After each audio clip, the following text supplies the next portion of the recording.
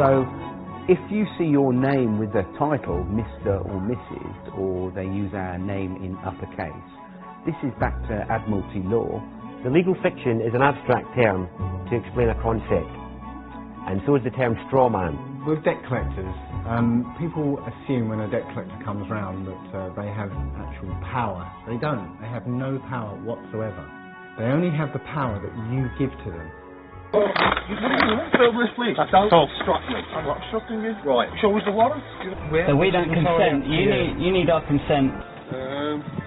That's the end of it. Do you mind telling me who you I are? won't tell you anything. So you're a police officer enforcing laws, but you don't know every law, is that right? 90% of the crime, or 99% of the crime they perceive that is crime, is actually called victimless crime. There is no victims, and crime can only exist if there is a victim. You know, we've seen police officers more interested in becoming debt collectors and enforcing policies, you know, such as speeding tickets and fines and things like that, because they're easy targets. Once you comprehend the difference between lawful and legal, and ultimately what your legal fiction straw man is, the fear of debt collectors, police and authority just goes away.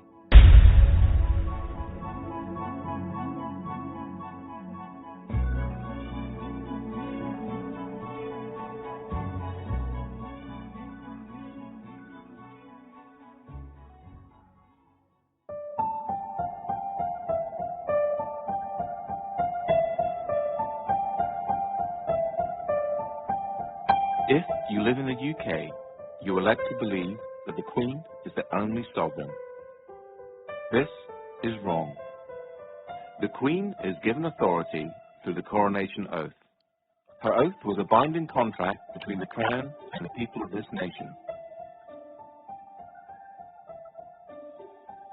This means that we, the people, gave her her sovereignty. And as everyone knows, you can't give away something you do not possess yourself. That means that each and every one of us is sovereign. We each have supreme, independent authority over our own flesh, blood, and human body. The problem is, we have forgotten we are powerful. We have forgotten that we belong to and are part of one of the most amazing species that to our knowledge has ever existed. We have become media obsessed, and in turn obsessed with our own appearance and the way people think about us. The TV is king, but now that is slipping to the constant need to be in touch with our friends. Everything is about fear. Fear of debt, fear of terrorism, fear of ill health, or fear of climate change. This keeps us thinking that we need our government to protect us and rule us. With all this distraction, it is no wonder that most of us didn't notice the massive fraud that our countries and nations around the world have pulled on us.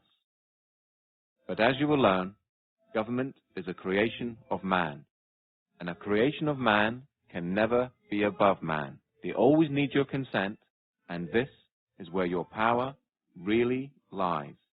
With knowledge always comes power, the power not to fear, the power to take a stand against anyone or any corporation that threatens you, the power to say no.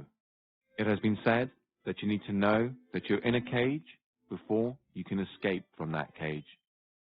Let's look into how you're being tricked and how your power is being hidden from you.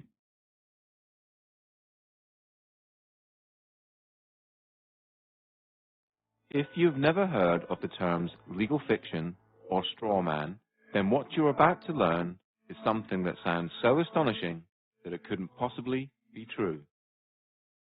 If I were to tell you that paying your tax, getting a driver's license, registering your car, paying fines, and attending court are all optional and that you are conned into agreeing with them, what would you think? All statutes and acts are optional too. Your straw man is a fictitious legal entity created at your birth through your birth certificate and the registration of that birth. Okay, my understanding of the legal fiction, which is also referred to as a straw man, the way I explain it when I do talks, I keep it really, really simple. And what I do, I liken it to a game of Monopoly. Now, in a game of Monopoly, you actually have a little token like a dog or a battleship or a hat, you know, like a little top hat, and you move it around the board. Now, I believe that they actually give us a fictional entity which we can actually use or not use. And I believe this is and a lot of other researchers do as well, that this is your name in either uppercase or with a title. When each person is born, whenever a human being is born, there's two entities. One is the real entity, which is the human being, the flesh and blood, and the other is a legal fiction, a fictional entity that is nothing more than a piece of paper, the birth certificate. Again, we're duped into believing that these are one in the same, and so we're tricked into representing the legal fiction, the straw man, that birth certificate. So when people get fines and things like that, it's actually consulting the legal fiction, the non-existent entity, the corporate entity that is owned by corporations. You have any interactions with the bureaucracy, okay? They're not interacting with you, they're actually interacting with your legal fiction, because they can't deal with a flesh and blood human. Yeah, they have to deal with another corporation. When you start to break down the words that we use and you start to look at the roots of all these words, and you actually look at where these words, what these words actually really mean, you start to get an idea of what's going on. The word corporation is very, very specific because it's corp and oration, it's dead speak. So a corporation is something that's dead. It's an entity that exists only in a legal framework. It doesn't exist in any other framework at all. It only becomes an entity through legal mechanisms and legal means. In essence, when you were born and far too young to understand, a company with your name was created through your birth certificate. When your parents registered your birth, they actually created a company and handed ownership of that company and you over to the state. It is important to remember that your parents were tricked and had no idea this was happening. This is why the state can take children from their families and it not be classed as kidnapping. They own your child.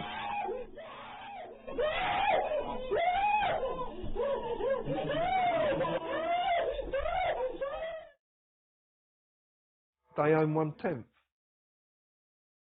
Because they registered the child, they have 9/10, possession is 9/10 of the law. But there's 1/10 floating about somewhere. And the government have claimed that 1/10. So when the child, because I've had it from social workers, at least now, 3 social workers on separate occasions have come out of audiences and actually said to me, you're right in what you're saying is because we have to get the birth certificate within 48 hours of taking the child. And if they can't get the birth certificate, they have to reapply to be able to get the birth certificate. They have to get it because that is proof of who the slave is, what the slave is. And actually, in legal terms, they're actually only entitled to the birth certificate and not the child. To take the child on the pretense that they are this legal personality is theft. So in legal terms, it's kidnapping. But the social services can use legal kidnapping because everything is okay as long as it has the stamp legal applied to it. That includes war, genocide. Anything is okay as long as it's, it's okay, it's legal. The same thing also happens when you register your car. You get a document back saying you are the registered keeper and not the registered owner. So yeah, obviously we've just spoken about registering children, and the other thing that we register though is our vehicles. And obviously either of those can allegedly be taken off you at some point in time, which is quite interesting. The 2 registered items are the things that can be taken. You are the registered keeper of your car. You're not the owner, you're the keeper in their eyes. Now they'll argue that point, and a lot of people will argue that point, but it's quite easy to quell this argument and say, well, okay, if you don't put tax on the car, then they'll come and take your car. Now, in the legal world, taking anything from someone without a legal mechanism to do so is theft. The legal system cannot deal with humans. It can only deal with pieces of paper. Only common law can deal with humans.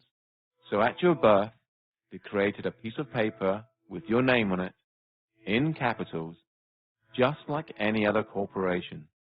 This is done to dupe you later in life into thinking that you are the legal entity and not you.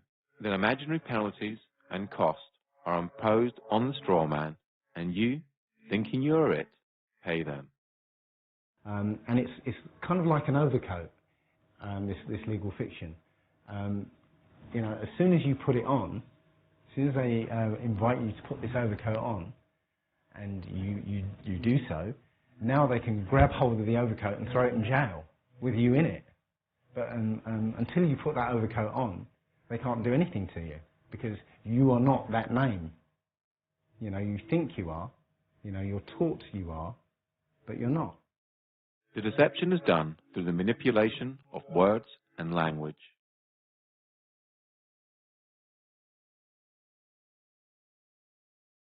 But that to me is legalese. It's just jargon that no one really understands, and because no one really understands it, no one ever questions it. We basically have a discussion that everybody is taught incorrect, but because everybody's taught incorrect, they believe it's correct. Legalese is a whole language of its own. It's a complete legal jargon that's not really designed for anybody to understand it other than those that are supposedly supposed to be enforcing it. And it's something that's so complicated that not even police officers understand what they're saying. What is wonderful is that they create their own language called legalese, and it has a completely different interpretation from English. You know, we're supposed to have you know, this sort of understanding that we were within the law, and yet they're not even using the same language as we are. The easiest way to understand legalese is to realize that there are many English words that have more than one meaning, depending on whom you are talking to. If I were to ask you what a person was, you'd probably say a human being, but that's you or I.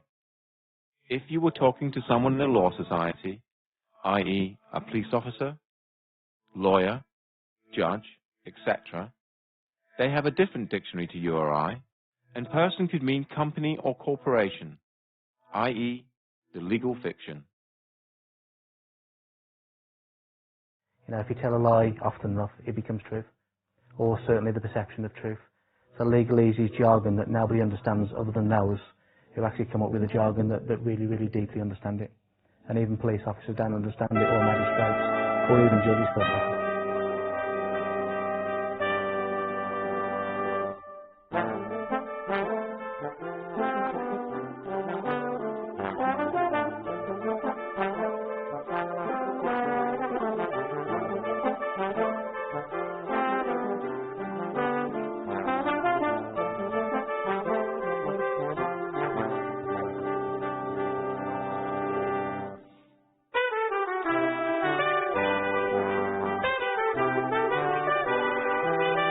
Tax is probably the best way, the only way better than fractional reserve banking to start a community is taxation. And it wouldn't be that case if the tax was actually spent on the people and on the land, but because it's not, it becomes a starving of the people. This is again comes back to corruption. And tax would be fine. We'd be living in an amazing health service, incredible roads, all the rest of it, if all the money that went into the taxation pot was paid for what it was supposed to be for. My understanding is it isn't. The problem that we have is the implication for its non-use is that, other than fraud, it's the only debt that can deprive you of your liberty. It's the only debt that can put you in jail for is tax evasion or tax fraud, which is pretty serious, really, because you can ignore as many credit cards or loans as you like, and you can never be put in jail for any of that. But if you try and not pay your tax for a while, they would really like to let you know about that. Funny thing is, I don't see many representatives of people like Amazon or big corporates that aren't paying their tax in the slammer. Maybe they should be.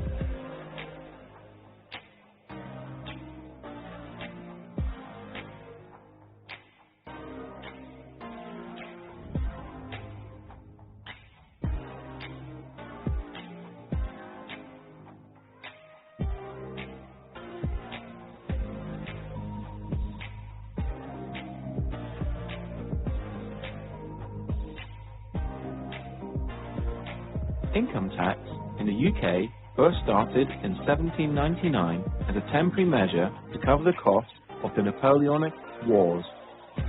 It is still a temporary tax today, which expires each year on the 5th of April and has to be renewed as a provision in the annual financial bill.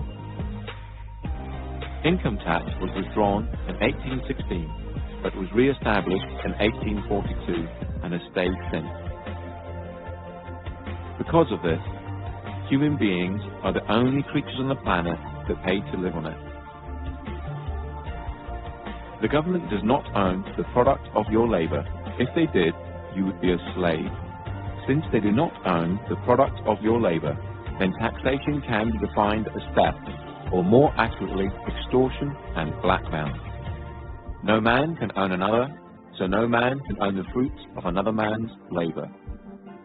Most people will argue that it is a necessary evil, and that it's legal because the government say that it is. How else would we pay for hospitals, police, roads, and so on? Well, reaching into your own pocket to help a good cause is noble. Reaching into someone else's pocket under the threat of force is despicable. Here is a quick analogy. I run a construction firm, and I knock at your door and demand £10,000 for an extension, or I'll take all your stuff and throw you in a cage. Essentially, that's what the government do when they tax you. They say they're going to supply you with services and protect you, but if you don't pay them, just like the mafia, they are the ones that come after you and use force and violence to get the money out of you. The trouble is, most people never look at these situations from these angles, and so rarely see the deception that is constantly being pulled over our eyes. A large percentage of all the tax you pay is used on war, bailing out the banks, and paying off the national debt. It has been calculated that 47% of all your income is spent on tax. You work 5 to 6 days a week and get to keep 54% of your wages. Then you have to pay for your mortgage or rent, gas, electricity, water, food, clothes, and that's just the basics. No wonder both parents have to work, and work constantly, unlike families of just 50 years ago. You are a slave, and you're in a metaphorical cage that, just like Neo, you cannot touch, taste, or smell. A prison created by the mind of man. Governments essentially run human farms and feed you the perception of freedom. Governments do not make money within themselves. The government's primary function is to trick money out of your pocket and feed it into their business, so they can carry on with wars, deception, and human farming, all in plain sight.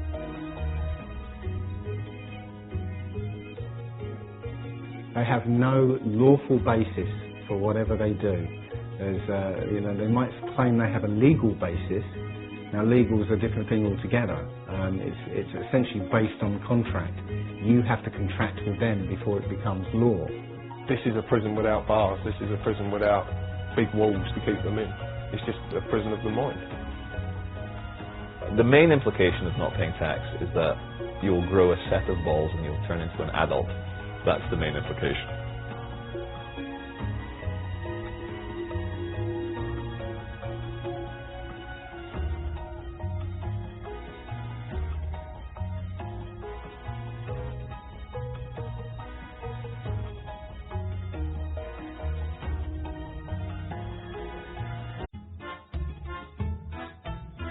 The three functions of money are distinguished as 1. Store of value or purchasing power, the ability of an item to hold value over time. 2. A medium of exchange. Money serves as a medium of exchange, i.e. an asset that the sellers will accept as payment. A medium of exchange allows people to eliminate the use of barter. 3. A unit of accounting, a way of placing a specific price on economical goods and services. As a unit of accounting, the monetary unit is used to measure the value of goods and services relative to other goods and services. Money, in its modern form, arose from goldsmiths who retained gold and other precious metals in their safes and in exchange they gave certificates to prove the deposit. People then started to exchange the certificates for goods and services, and the goldsmiths very quickly realized they could make a lot of money out of just looking after other people's valuable goods. They're now no longer a goldsmith, but running a deposit facility, took in gold and other precious metals as deposit and issued deposit notes that the public used as money, backed by the gold in the deposit facility safe. The goldsmith soon realized that very few people actually redeemed the gold, and so he started to give out loans in the form of deposit notes, knowing that he only needed around 10% of actual gold in his safe, as that would cover, even on a busy day, the amount of people exchanging certificates for gold. The deposit facility would then require the loan repaid plus interest, and this was the birth of modern banking. Through the years, money has been backed by, given a store of value by the silver standard and gold standard, meaning you could redeem the note for gold just like it says on this US note here, if you so required. On the 21st of September 1931, the gold standard was abolished in the UK, and on the 13th of August 1971 in the United States. Since 1971, the majority of the planet now use fiat currency. Fiat currency is money backed by nothing and has no value. It only has value because it's decreed as such by the government, and more importantly, we all believe it has value. The only entities that have the legal authority to create money are the Treasury and the banks, and they create it out of nothing. Martin Wolf, the Financial Times chief economic commentator, said this: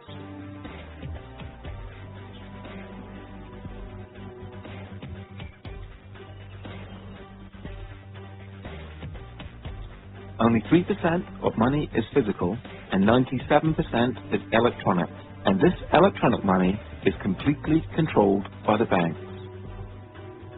To repeat again, the banks create money out of nothing and then lend it to you and ask you to work using the most precious commodity on the planet, your human energy, to pay back the loan plus interest. Money is essentially a claim on human labor and can also be defined as debt. A debt is created for you to pay back. So why don't the banks just print money and get rich that way? Well, because they need you. They need you to create a promissory note in the form of an agreement. A promissory note is a species of money, and when you complete and sign the agreement, the document now has value, just like a banknote. So, at the heart of money lending is a massive fraud. You create the money with the authority of your signature and the creation of a promissory note that the bank then securitize, making them more money. Then the bank makes you believe you have borrowed the money and requires you to pay it back plus interest. Please remember this when you get to the section about debt later on in this documentary. During this documentary, you will hear people talk about promissory notes and bills of exchange. A promissory note is a promise to pay and is created by you, the debtor. And a bill of exchange is an order to pay and is created by the creditor. And they both have value. The way I try and explain the whole crux of the financial system is what I normally do when I'm doing a talk. I have a little bag of marbles, and I have 10 marbles in there if I haven't lost one of them. And so what I do, I sort of get the marbles out, show everyone, right, 10 marbles, put them back in the bag. I say, right, is there anyone here that can get 11 marbles out of this bag? And they're all looking at me like I'm mad. I say, well, that's how the banking system works. It's absolutely crazy. Because what they do, they create a certain amount of money, but then they want more back. But hang on, that interest that they want more back doesn't exist. It can never exist. So two things have to happen as a result. one thing, the supply of money, or marbles, whatever we're talking about, has to increase. And not only does it increase, it has to increase exponentially, more on top of more. So it's basically, the curve is going up and up and up and up. The other thing that happens is people are always, it's like musical chairs. You know, if we all stand up and dance and then we all sit down, but the chair is taken away, somebody is going to end up on the floor. Somebody can't find that money to pay back because that money does not exist. And this creates the poverty and crazy competition and not enough to go around. And this is the biggest problem with fractional reserve banking. Well, you think about it, they don't teach us at school anything about money. I mean, money is about the most important thing in this society. Why don't they teach us anything about it? They can't. It's a confidence trick. Yeah, you know, and it's 180 degrees from the way we think of it. You know, we think that money comes from somebody else, but it actually comes from us. You know, when you get a loan, they present you with a loan agreement. Yeah. What do you think that loan agreement is? It's a promissory note. I promise to pay back 3 times the amount if it's a mortgage, you know. So, but what they do with that promissory note, they monetize it. They put it into an account and cash it. And now they give you that money and say, now you have to pay it back to us. But you created that money. You know, it's your promissory note. You created that money. So transaction's over with. You don't have to pay them back because they didn't do anything. They just went, thank you very much, and here you go. Fundamentally, a promissory note is a promise to pay. Now, if I was going to give you a promissory note for 2 dozen eggs, that means here's an IOU, the IOU, 2 dozen eggs. Now, it could be on demand, or it could be at a set time in the future. If it was on demand, you would be within your right to say, John, look, here's a promissory note. It says on demand, I want 2 dozen eggs. So I said, all right, look, I haven't got on me. I'll go to the shop and get you your eggs. Here we go. There we go. And this is what we did originally when promissory notes started out, was that we used them to make a promise that, because, I've got like all these pounds of gold, right, and I want them stored safely, and I want to be able to trade that gold, but without the hassle of carrying it around. So what I do, I go to the bank and they give us a promissory note. So I've got this promise to pay. So I can then take it somewhere else and say, look, I've got 2 pounds of, 2 pounds of gold here, or silver, whatever it is. This is how it started out. Now, at no time have promissory notes been, outlawed or taken away. And this is how big corporations actually trade with each other, with promissory notes.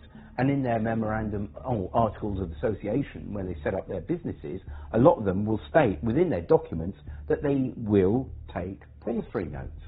Now, the problem is, of course, that the actual Bank of England and our government, working with the banks, have taken away all the value to the promissory notes which are used as our currency. So now, the promise to pay £1, well, £1 of what? It's not £1 of anything. It's just, it's now become like monopoly money. This is back to the analogy with monopoly. It's not worth anything. So basically, it's just a piece of paper. So what we do, we can actually say, well, here's a promissory note for £1,000. I want to swap it for your promissory note, or put it into my bank account and credit my bank account with £1,000. Now, we spoke to a bank manager, and we said to the bank manager, could you tell me what would happen if I came to your branch with a promissory note for £1,000? Would you have to accept it? And his words were, yes, of course I would. It's law. So you're going to accept a promissory note? Of course. No, I'm not going to accept it, but by law I have to. So this is a bank manager that knew the law. He also knew the difference between a bill of exchange and a promissory note as well. So he was well up on his law. So, and remember, these are statutes, but because these are companies, they have to apply by their statutes, you see. We don't, but they do. So it's almost like, they create enough rope and they end up hanging themselves, you see. So it's actually, the statute is the way that we actually overcome them, I believe. Because this is evolving, so, you know, as we do things, they do things to counter and so on. But this is evolving. The latest one is along with the remittance slip, other people have created a promissory note, which is literally a piece of paper that says, I promise to pay the bearer the sum of blah blah blah, and you sign it, date it, and now that becomes a specie of money according to the Bill of Exchange Act. In fact, the money in your pocket is a promissory note. Somewhere it says, I promise to pay the bearer, and there's somebody's signature on it, and it's actually an invalid promissory note because it's not dated.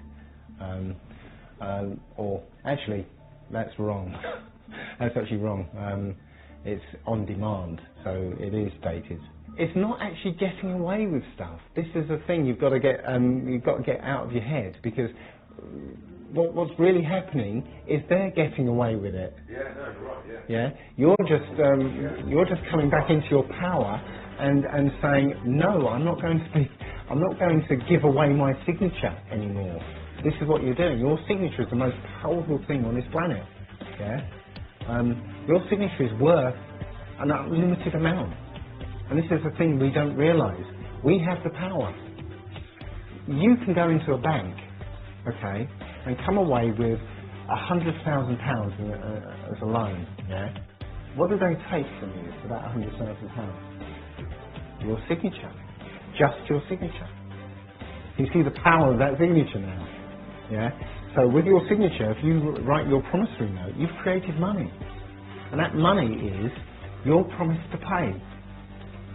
Your promise to work, use your energy, yeah? That's all there is. Your unlimited energy. And that is what the money is. And you supply it, not banks.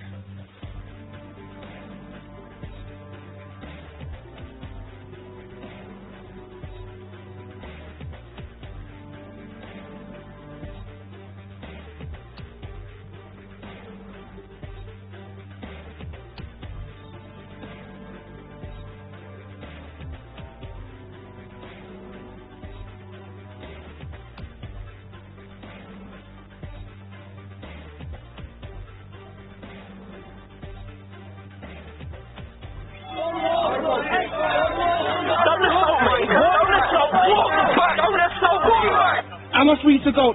Listen, mate, I'm asking the question. You're the public servant. Will you take your hand off my car, please? Thank you. I do not consent, officer. I don't consent to a medical But I am sovereign over my human body, and I do not consent to any search. I do not consent to any authority you feel you have over me. I am a sovereign British citizen, and I do not wish to be searched. I am mechanical pilot. No authority. Excuse me, it's our right to film you. It's our right to film you. Yes, it is. Under what law can we not allow to film you? Yeah, but you have no authority to tell me not to film. Because we're in a public area. Police of the Quincy Police Department. What is your name, sir? That's good to know, sir. Yeah, what is your name? Well, I don't think that by law I have to identify myself if I'm on the sidewalk minding my own business and there's no laws being broken. You said, look, I can't give you the full section. Can't give you the full section because you can't expect me to know it. It's your words, yeah. And I'm saying, well, if I can't expect you to know it, you can't expect me to know it. Can you show us the warrant, please? Can you show us the warrant, please? Show us your documentation. Show us the warrant, please, with a witness signature.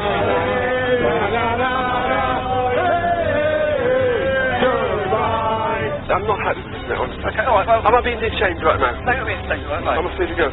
Sorry? Am I free to go? Not at the moment, no. Well, am I being detained or arrested right now?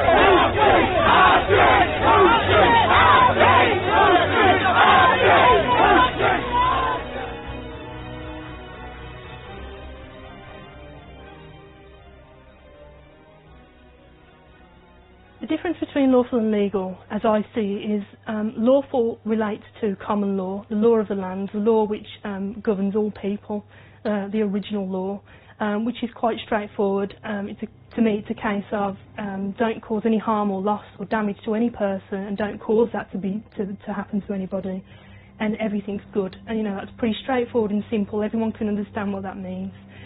Legal pertains to our legal system and where statutes and acts come from, and it's a system that doesn't actually relate to common law. So we've got these two systems running side by side. We've been fooled into believing that they are one and the same, and so when police are policing the streets, we're enforcing policies, acts and statutes which, when looked into, are not actually necessarily lawful. Common law is the law of the land, and laid down over centuries of court cases in front of juries, humans making law for humans. For the severest measure of punishment. Common law pertains to lawful, and anything outside of lawful falls under the legal or no system at all. The legal system covers all statutes and acts and civil matters. Things like owing money to banks, not paying fines or tax. Basically, anything that isn't criminal. For there to be a crime, there has to be an injured party. In this case, a human. And there are three basic principles that all law needs to apply to. They are as follows. Do not breach the peace. Cause no one else any harm. Cause no one else any loss. Do not use mischief in your promises and agreements. Apart from that, everything else is free rein. Lawful refers to the natural law, the law of the land, okay, and that's not causing any harm to anyone, obviously not stealing from anyone, and not using fraud in your contracts. So basically, you're not doing any harm or trying to get one over on anyone else. Legal refers to the statutes, which I mentioned earlier. And the statutes are basically all the rules of society. And not just, we haven't just got the UK statutes, but we've got all the European statutes. So you've literally got tens of thousands, if not hundreds of thousands, of laws, which every day, we could be breaking without knowing. We all know that you can't go around raping and killing and murdering and invading. We don't need fucking laws for that. Like, we'll deal with that as it comes. But anything other than that, what you want to smoke, where you want to live, where you want to take a shit, who you want to insult, not a fucking other adult on this planet. Like, what are you, my dad? Are you my fucking dad telling me what to do? Like, that's how I feel now when police are like, control freaks try and give it to me. Legal is essentially according to contract. You have to, the rules that are sort of handed down to us. The principle of by consent, if people don't realise, is that we obviously have police because we want them, and that we only have to do what they say if it's reasonable, if we consent to what they're asking to. That is the principle of it for me. Obviously, the larger issue is the assumption that everybody who's walking on this land has given consent to be policed by these people. And that's an assumption that most police officers in this country live by, without realising that it's not true. And this is where diplomatic immunity is a good example of where, well, actually the consent isn't given and the police don't have the power to act. Another good example that shows it's all about jurisdiction is that our police have no power at all at the American embassy. But that's on our land, isn't it? And that's another example. Embassies are a good example that shows that jurisdiction is portable. It's not tied to land, it's tied to the party. So I can carry my jurisdiction with me, which is the whole principle of sovereignty in general. My understanding of policing by consent is that, as I said earlier, when a law is passed, for it to be lawful, it has to have the consent of the people. People have to consent to that law and consent to abide by it. But unfortunately, I think we're in a system now where that obviously doesn't happen, but people don't realise that by verbally agreeing with, let's say, a police officer in relating to a parking ticket, that you're entering into a verbal contract, and by agreeing with what the officer is saying, you're consenting to being bound by the law, or whatever the law is. And people, when we say words like "do you understand," when a police officer says to you, reads the caution and says "do you understand," what they're actually saying is, do you stand under our authority? Now again, you know, I didn't know this as a police officer, and even the words that are spoken as a police officer, police don't even necessarily understand themselves. So I believe that people have to consent to a law for it to apply to them in the legal sense, because it's not common law. So when you interact with the police or the court system, they will ask you for your name, address, and date of birth. This is done to create joinder between you and your legal fiction, and to trick you into representing it. Once you agree to represent your legal fiction, now they can deal with you. They can only apply their legal mechanisms if they have the name of the slave they're dealing with.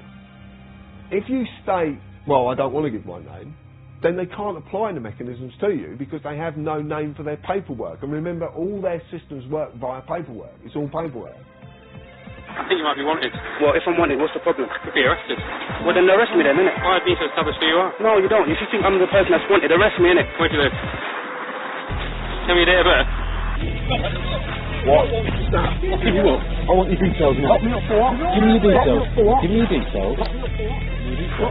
Give me your details. Well, get my details. And I tell you this as well.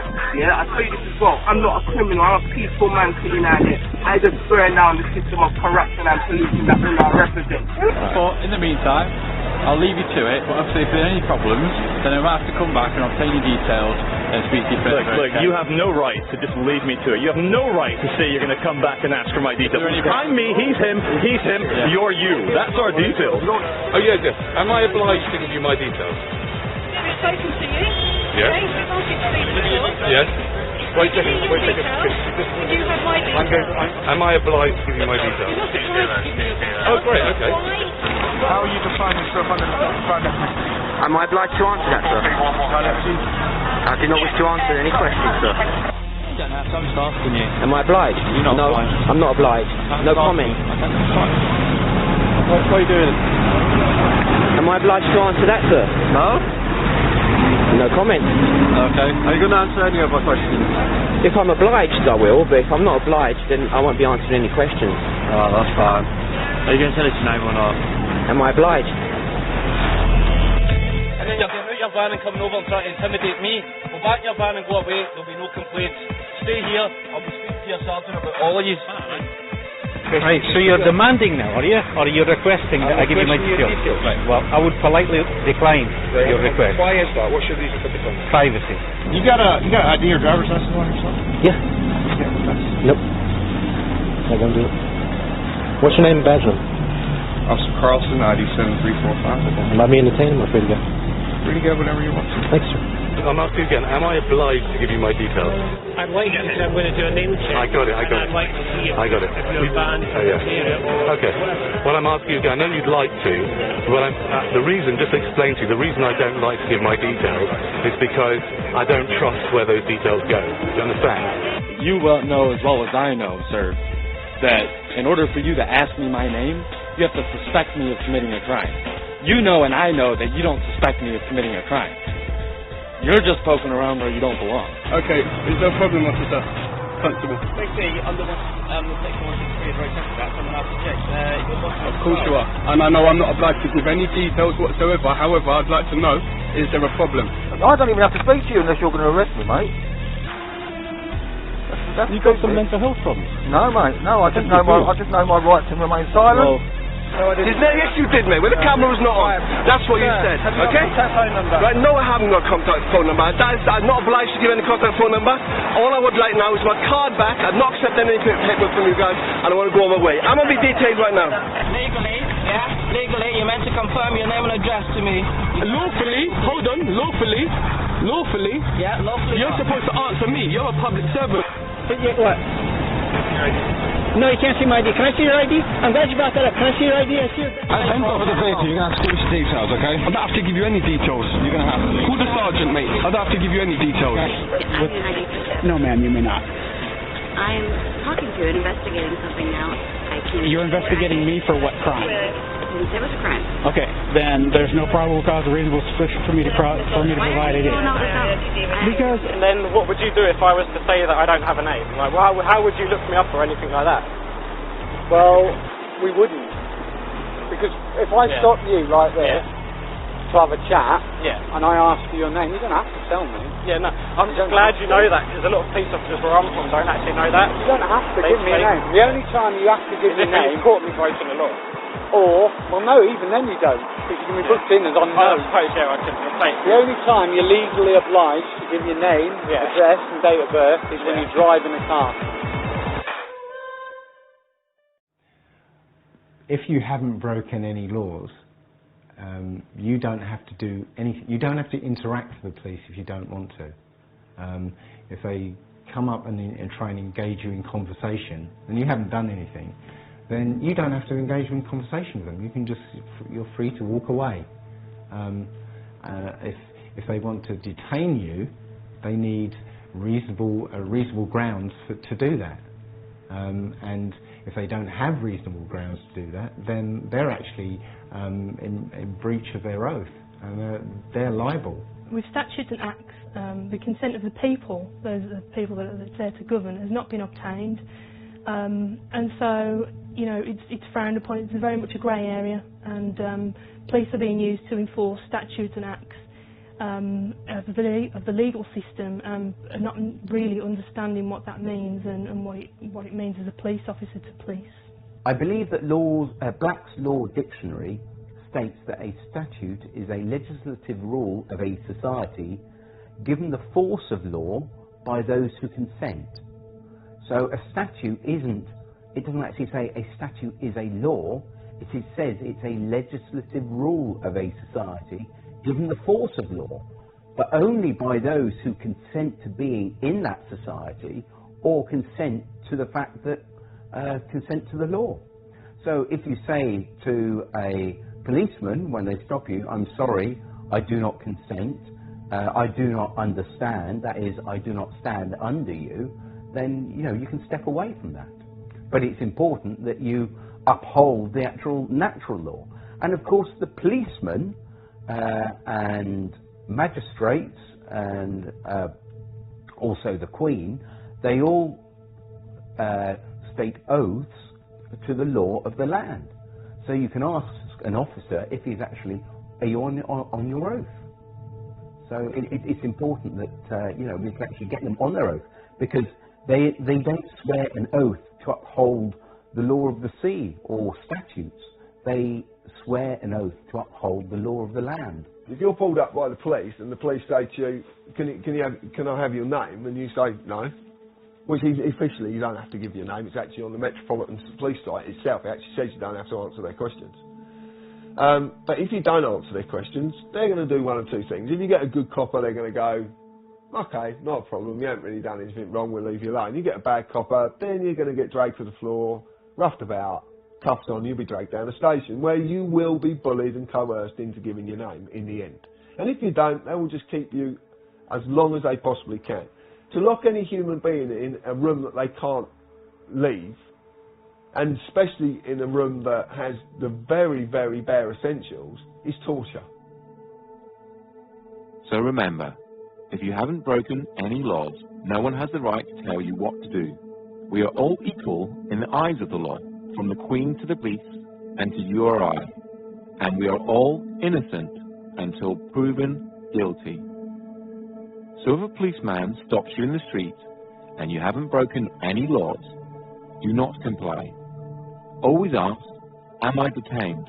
Or, am I free to go? Do not give your details and ask if you're obliged to. If they do try to search you or arrest you without your consent, tell them you are doing this under duress. If you have not broken the law, do not comply. Only interact with the police if you wish to. If you do not wish to, do not consent. The more of us that do not comply, the less likely this country will become like Nazi Germany or Communist China.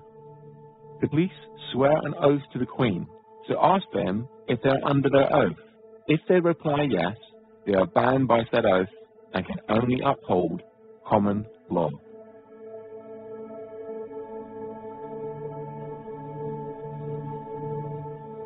This is certainly the most updated. When I joined, it was slightly differently worded to this, but this is probably the most updated, and it starts with I, you state your name, of, you state whichever police force you are serving, do solemnly and sincerely declare and affirm that I will well and truly serve the Queen in the office of Constable, with fairness, integrity, diligence and impartiality, upholding fundamental human rights and according equal respect to all people, and that I will, to the best of my power, cause the peace to be kept and preserved, and prevent all offences against people and property, and that while I continue to hold the said office, I will, to the best of my skill and knowledge, discharge all the duties thereof faithfully according to law. That is the oath and attestation of the police constable. If you ask a policeman to say, are you on your oath, very often they change their, they actually realise what you're talking about, and they change their behaviour, because their oath was to uphold the common law of the land, and not the statutes, not the law of the sea, which is the law of commerce. Because we realise that everything now is to do with commerce. When the policemen stop us, you're not wearing a seatbelt. Well, who am I causing harm to? Where's the loss or damage? It's crazy. And so they say, oh no, you're breaking the law. Well, I'm just breaking a rule, but why? What authority do they have over us? I haven't given them my authority. The oath of every police officer is to preserve the property, life and subjects of the Queen. Now that to me is people, property, disturbances, breach of the peace. That's how I understand the office of constable to do now. It's basically an oath is a promise. I promise to enforce the law. I promise to serve Her Majesty's subjects. I promise to prevent them as much as I can, prevent them from being harmed, to prevent their property from being destroyed. That to me is the oath of a constable. Police take an oath when they join the service. Again, they don't really understand what that means. It's not explained in any detail. It's kind of a grey area. You just take it to mean whatever you want it to mean. But it's all been set up to allow the system that currently enslaves people to carry on enslaving and to further that enslavement into every aspect of our lives. Hey guys, so I'm here at Parliament Square for the Occupy London protest. I've just come over to a group of police officers who are protecting and serving the people today. I've just approached this guy here who obviously has his back to me now. What's your name please, sir? Obviously you're obliged to tell me. It's your job as a public servant to identify yourself. So could I have your name, please? Okay, we have here Constable Bird. It's a pleasure to meet you, sir.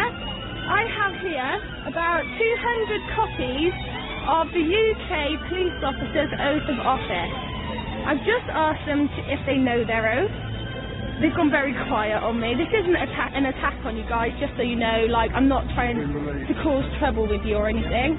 I'm just trying to make sure you do your job properly, obviously. I mean, some emergencies just come up, so I'm going to follow them just to see why they're avoiding my questions. I think we all know it's because they don't know their oath. But I'd like to offer them a copy just to see if they will remember why they became police officers, which was obviously to protect and serve the people of this country.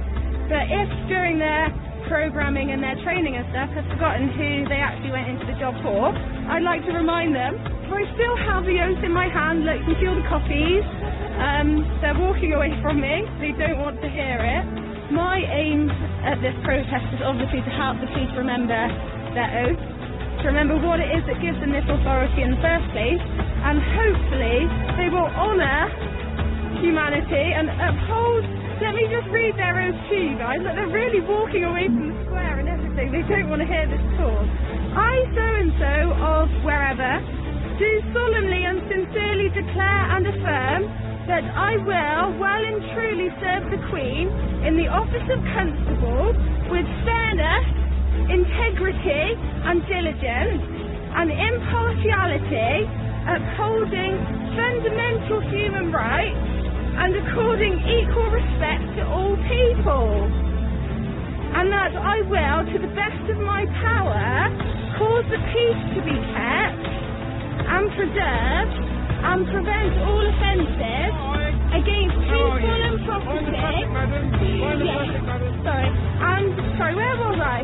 Prevent all offences against people and property, and that while I continue to hold the said office, I will, to the best of my skill and knowledge, discharge all the duties thereof faithfully according to law. So could you now recite that back to me? This is going on the internet, by the way. Not even an acknowledgement from them, guys. This is what we're dealing with. They've just completely ignored all attempts and walked onto their van and gone away.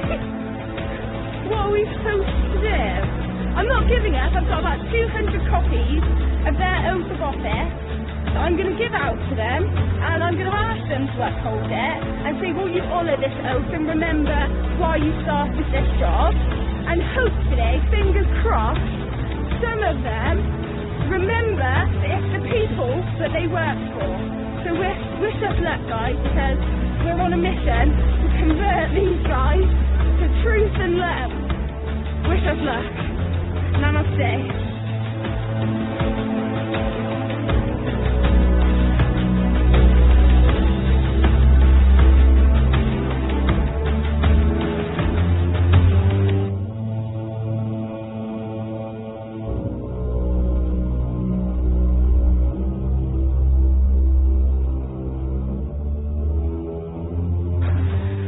How are you insured? Excuse me. Take your hands out of my camera.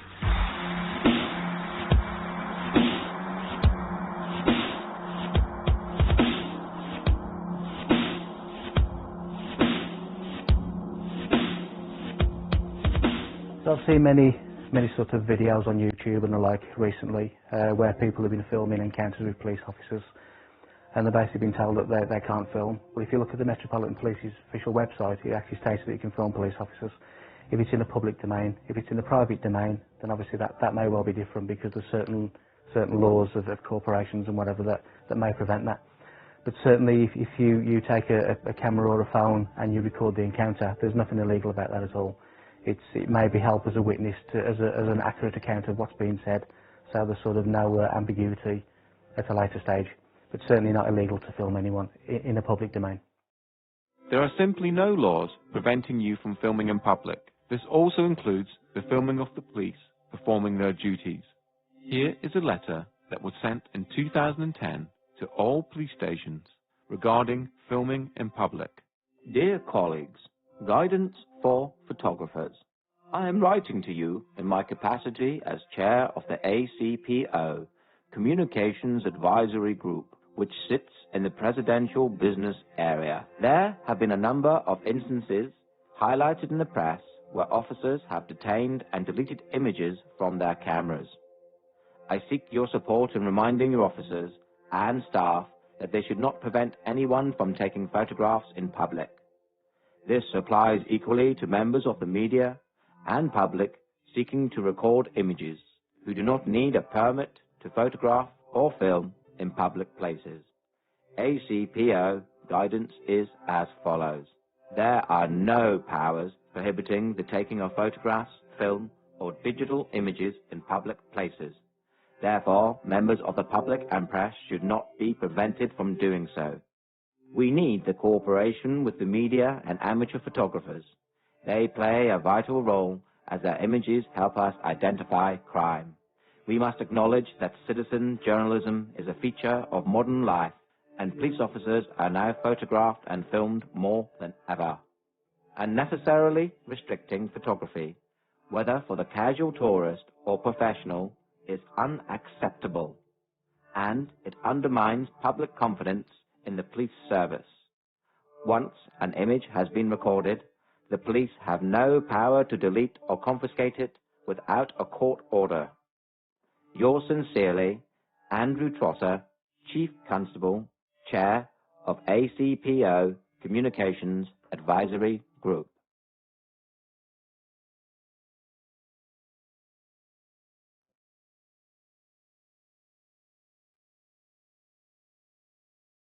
As a professional television cameraman or a member of the public, I am allowed to stand in the street and shoot. I don't need 4 police officers or wardens or whatever you are when I stop to do this. This is absolutely bloody ridiculous. And I'm fed up with every single time that I do this of being stopped and being questioned and being treated like some kind of criminal. Oh, for God's sake, this is Windsor Castle. There are a million people around here with cameras. Do you think a terrorist would stand here with a tripod and make it bloody obvious? Or do you think a tripod would just get a terrorist would get a home video camera out and shoot? It's obviously I'm wasting my time talking to you. You clearly are. Thank you very much. Let me get on with my day. I'm not arguing, I'm asking you a question. Can I film anything in public, in the public? If it's against the law to film in public, then everybody with a camera would be breaking the law, wouldn't it? What is the actual law saying I'm not allowed to film you? Nothing. There is no law saying you can't. Okay.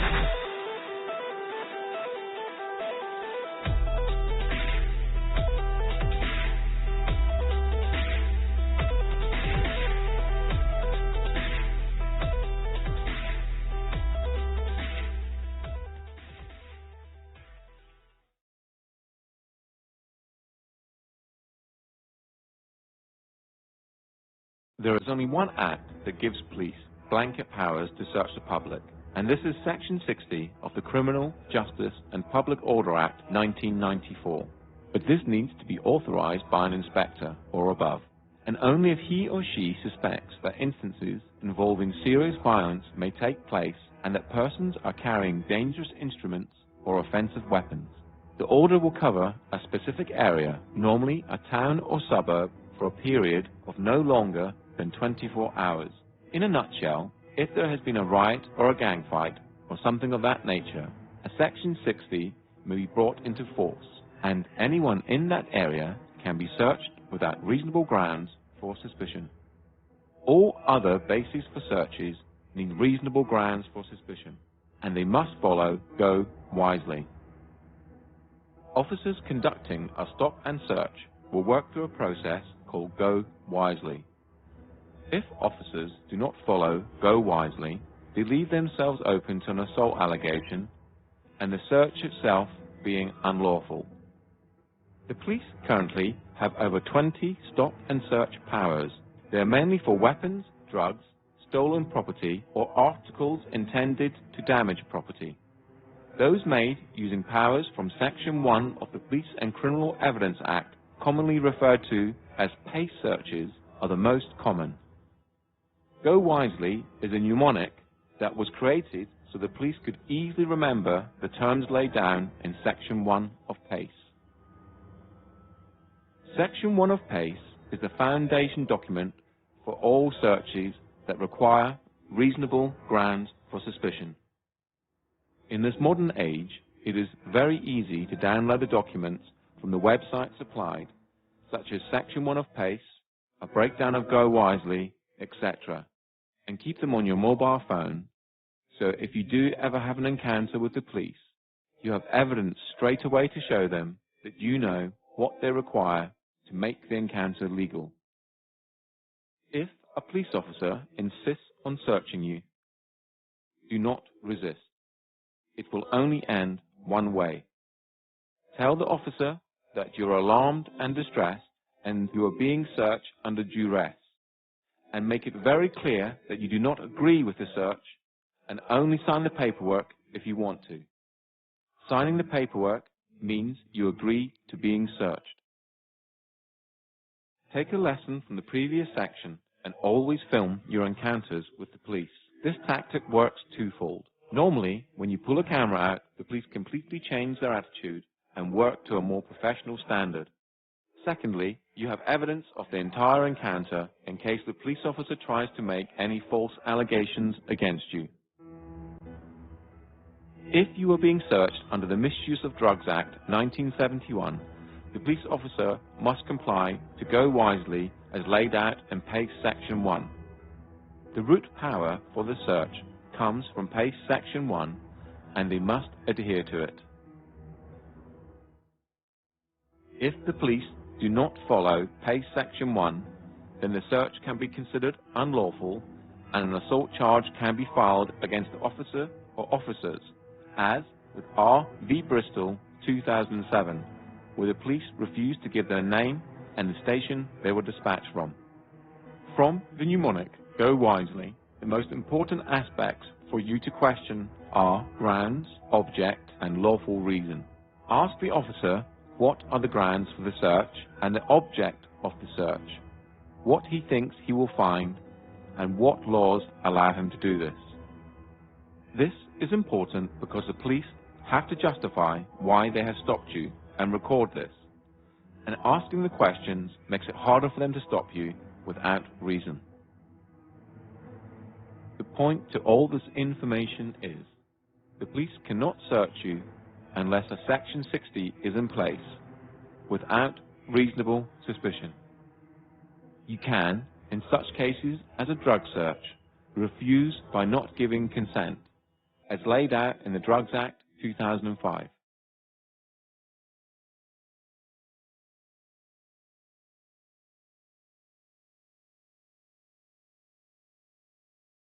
Here is an example of how this information can help you and possibly make the police treat you with a little more due diligence. If I can be searched for Section 23, this is drugs. I do not consent to the search. You don't get a choice, my friend. What do you mean I don't get? Wait, hold on. I don't consent to the search. You just told me I don't get a choice, yeah? Wait, you're telling me I don't get a choice, yeah? Wait. Because you're a public servant. I'm going to let you search me after you answer my questions. You're telling me I don't have a choice, yeah? That's what you're saying. I don't have a choice, yeah? What I'm saying to you is I don't have a choice. No. You're a public servant. I'm allowed to record you. And you know what? You can take my phone and smash it. This is live streaming. You can take the phone, it's live streaming, get it saved straight into my laptop. So you can try to confiscate it all you like. I've got you on camera. You just said I don't have a choice. Don't touch my phone. That's assault. You just touch my hand. If I do that to you, I'll get nicked for assault. Don't do it to me. Well, I'm not here to nick your thing. Yeah, well, don't do it to me. Okay. What I can do is see that as evidence. You can't. No, you can't.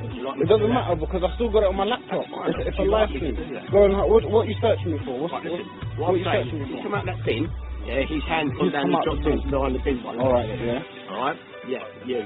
Alright. Which gives me the reason to believe that you're down an alleyway for no real reason. I just told you, yeah? That's what I'm going to do. We're going to walk up to that bin. Yeah. And if I see anything down there, I'm going to turn a pair of you over.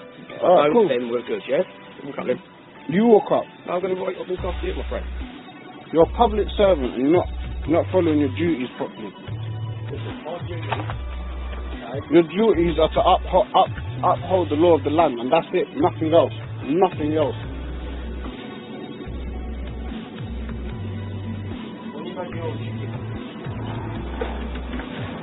You're not obliged to tell them, but we don't have to tell them. And I'm telling him the law, innit, just in case he doesn't know. He doesn't have to tell you.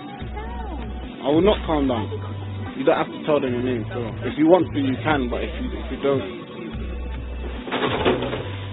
Yeah? You never found nothing, you're not going to search me, that was your deal, innit? Cool. And now I need to ask you a question. Are you working in accordance to the oath that you took to become a police officer? I need to answer that question. Of course you do, you're a public service. You're a public servant, you have to answer all questions.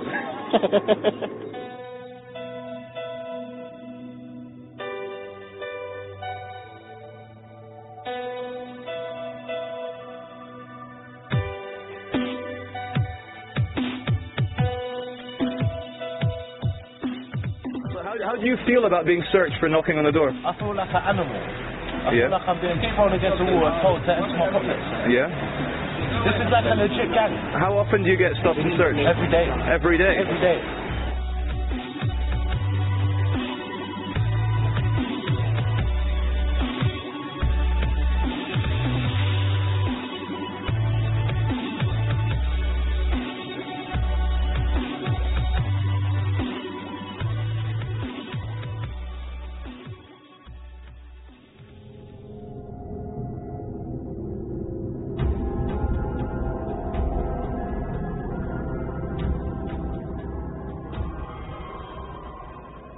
If you are being stopped by the police under Section 163 of the Road Traffic Act, which allows the police to stop a person driving a mechanically propelled vehicle, you could argue that you are not a person and that you're not driving, you are just travelling, which would all be true, but will probably get you nowhere. They will then most probably move on to Section 164, which grants them the power to ask for your driver's license, so they can confirm your details and that you're legally allowed to drive the car. Now, since this is an act we're talking about, there is no law saying that you must give your name, but by having a driver's license, registering your car and paying road tax, you sort of agree to it through conduct, to the rules of the Road Traffic Act, that is. The best advice here is to stay in your car and roll your window down, just enough so you can hear the officer and they can hear you. The police have no right to ask you to step out of your vehicle. Ask them why they have stopped you. If they reply Section 163, Section 164, or Section 165 of the Road Traffic Act, it is just to check documents, so give them your license or give them your details. If they require any further details, for example, your insurance documents, ask them for a producer. This is laid out in Section 165 and allows you 7 days to produce documents at a police station of your choice. This could also be the key to not having your car towed if the police cannot confirm you have insurance.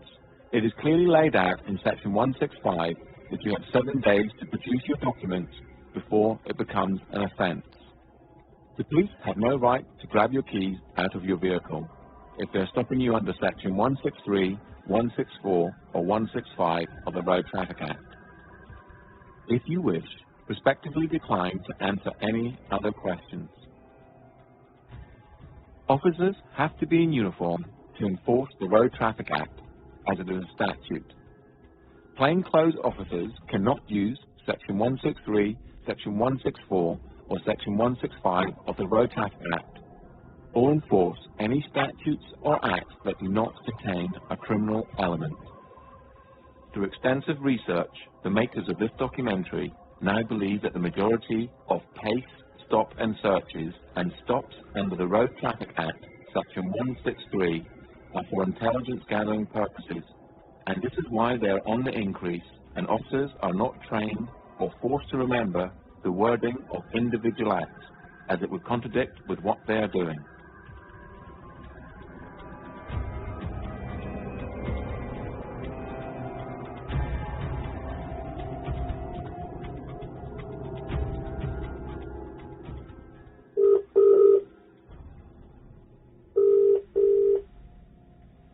Welcome to Hertford Chicken Constabulary. If you know the name or the warrant number of the person you wish to speak to, please press 1. A new trend is occurring with police searches, and it has to do with the taking of mobile phones to check the IMEI numbers. Right, Sarge? How you doing? You okay? I'm fine, thank you. You don't want to give the officers your details? Yeah. What, is there a reason for that? Because I haven't committed any crime and I don't think I'm obliged to. No, you don't have to. Yeah. What we will do is we do an IMEI check on your phone, though. We have been told to do that. What's that? Check your phone to make sure it belongs to you. It belongs to me. It was given by my girlfriend. Yeah, we're entitled to do that, okay? Okay. So if you can hand your phone over to the officers and we'll do a check on that. Okay. You have to do that? Sorry? Am I obliged to give you my phone? Yeah, you are. Alright. We're checking to make sure I've got that on record.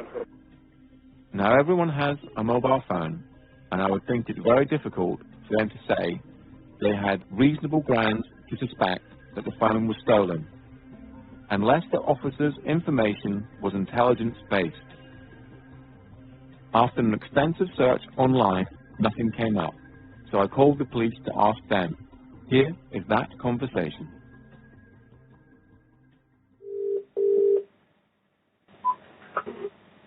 Please, how can I help you? Yeah, hi mate. I don't know if it comes through to the right number or not, but I just got a really quick question about police procedures. Yeah, a friend of mine a couple of weeks ago was stopped in the street. It wasn't in Hertfordshire, it was in London. But he was, when he was stopped, they took his mobile phone off him and said they were doing an IMEI check. What is the legality behind that? Because I couldn't see anything online on the website or on the police website or what act it is or what powers they're using to do that. There's no particular powers required to do that. If they believe that it could be a stolen phone, or they're checking the legality of the phone to check that it isn't stolen, then we have a link with the monitoring company that provides the EMEI numbers. Oh, okay. So there's There's nothing I can find online that actually says as a part of a pace or part of an act or anything like that. It's just quite legit. No. It's the old-fashioned sort of, the old term used to be suss and deal, you know. Yeah. If they've got a reason to believe, then they're therefore right to check their IMEI number. If there's no problems, return it. If it's stolen, then deal with it. Okay. Can someone refuse, or is it mandatory? Yeah, you can refuse.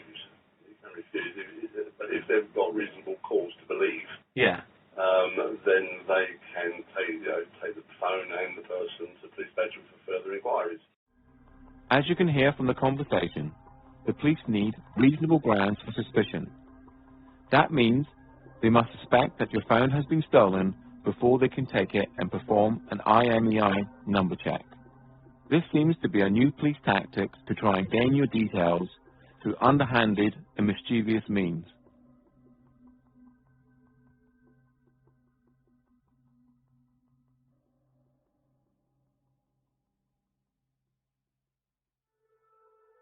A breach of the peace is an old common law concept which is used to prevent unlawful violence against people or property. A breach of the peace is not a criminal offence in itself. However, special powers exist for the purpose of stopping or preventing anyone from breaching or threatening a breach of the peace by committing unlawful violence. A breach of the peace are actions which harm another person or harm his property in his presence, are actions that are likely to provoke such harm. A breach of the peace may occur on public or private property. There is no criminal offence for breach of the peace for which someone can be prosecuted. The power exists to prevent a breach of the peace. An arrest can be made, but only to remove someone from the situation or if an imminent breach is reasonably anticipated. This means that if you are arrested for a breach of the peace or to prevent a breach of the peace, you cannot be charged or prosecuted, and it is a conventional power. A breach of the peace is covered more extensively later in this documentary in the section regarding bailiffs.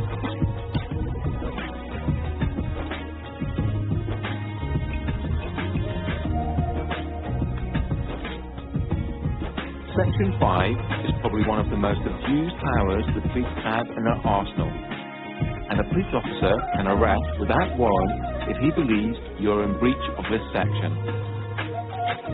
Since February 2014, the word insulting has been removed from the Act to move into line with Article 10 of the Human Rights Act. This means you can say whatever you wish as long as it's not aggressive in nature or provoking violence. The best advice is to stay calm and not swear or make threats, and as long as you have not broken the law, harm, injury or loss to a fellow human, you will be fine. Just remember this, most police officers respect being respected, and you will have a greater chance of moving on with your day if you do so. But always stand up for your rights. These are the most common types of police interactions, but there are many more acts they could use to try and stop you in your everyday life. Just remember that it is all online, and you have the right to check if you doubt what the police officer is telling you. What you are watching here are the police violently arresting protesters for small infractions such as not listening to a police command, not giving details, or Section 5 public disorder. They have committed no crime and are now essentially being tortured. The police seem to be able to get away with horrendous acts towards people and in some cases treat the general public worse than criminals. For example, imagine someone is arrested for assault, then taken back to a police station and refuse to give his name. Would the police then throw him to the ground and assault him until he gives his name? The answer in most cases is a resounding no. That would be torture. Article 3 of the Human Rights Act, that was incorporated into English law in 1998, states, "No one shall be subject to torture or inhumane or degrading treatment or punishment. Another case similar to this would be smashing someone's window to enforce the Road Traffic Act, essentially breaking a law to enforce an act, a rule. The police need to go back to policing, preventing a breach of the peace and protecting people and property. Upholding rules should never be done by force. You are a sovereign entity, and no one has the right to tell you what you should or shouldn't do, or how you conduct your life, if you haven't broken any laws. If someone had that power over you, then you would be a slave. Think about it.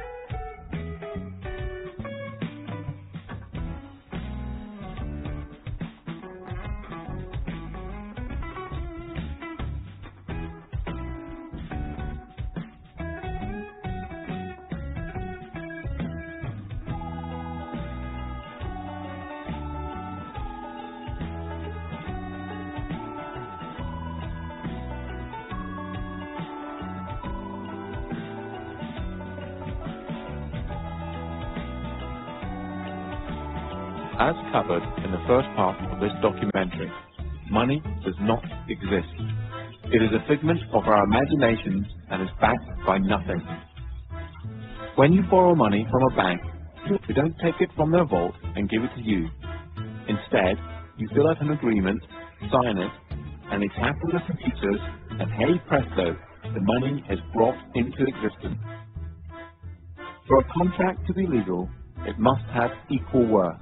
The bank basically gives you nothing and expect you, using your own human labor, which is the most valuable commodity on the planet, to work to pay it back. This alone renders the contract void. Debt, and the whole industry associated with it, is central to the control systems that surround you.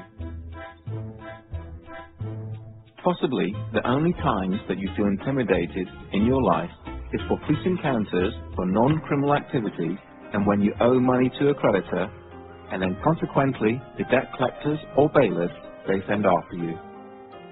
How, in 2015, do we still have scenes like this?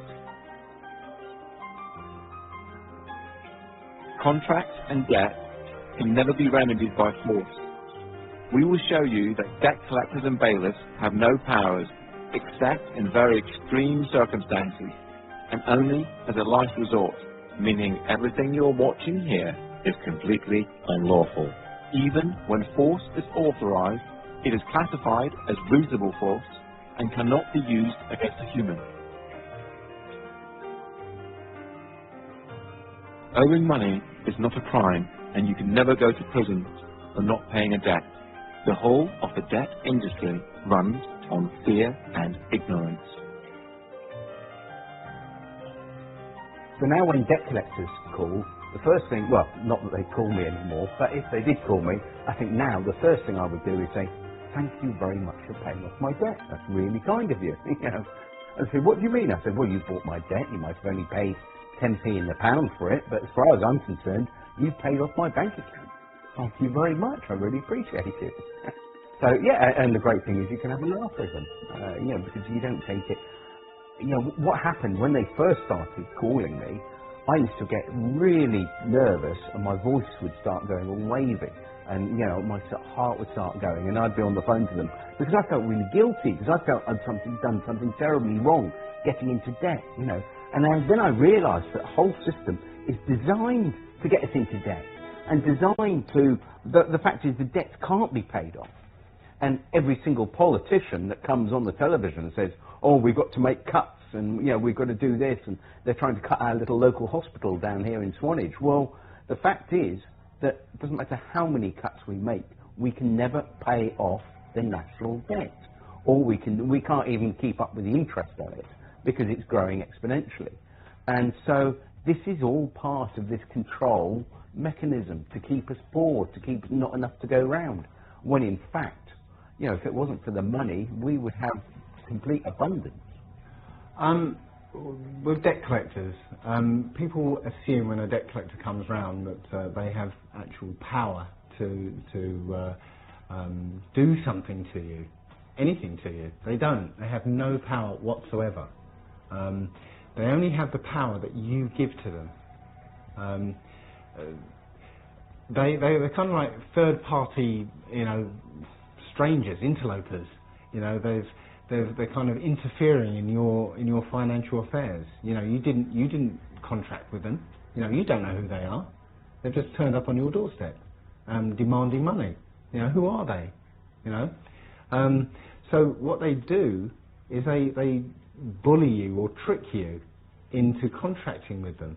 And if you contract with them, now you've got a contract with them, they can chase you for money and hound you for money. They'll have a legal right to come after you. But that they have nothing until you give them that.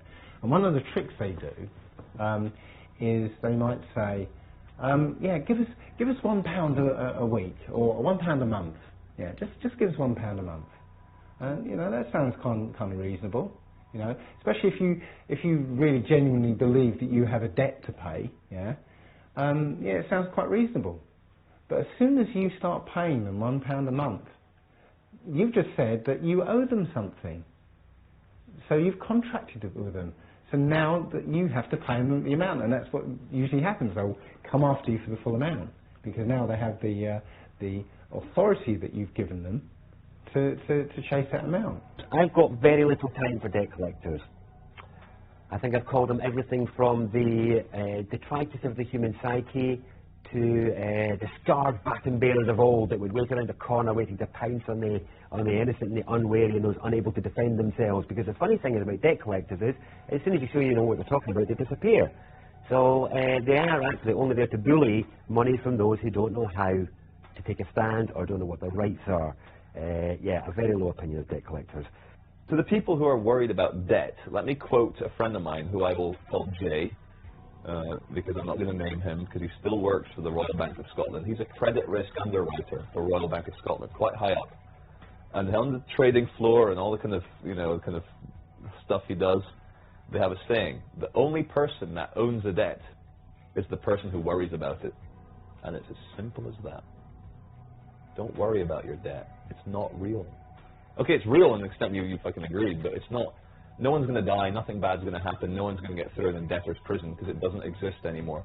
The reason why Western capitalism is crumbling is because people are starting to be wise to the fact that it's a big bullshit circus charade run by those in charge to make sure that they stay rich. And it's common knowledge in the BBC, Guardian, New York Times that in the last 5 years of recession, the rich have become fucking much richer and the poor have become poorer.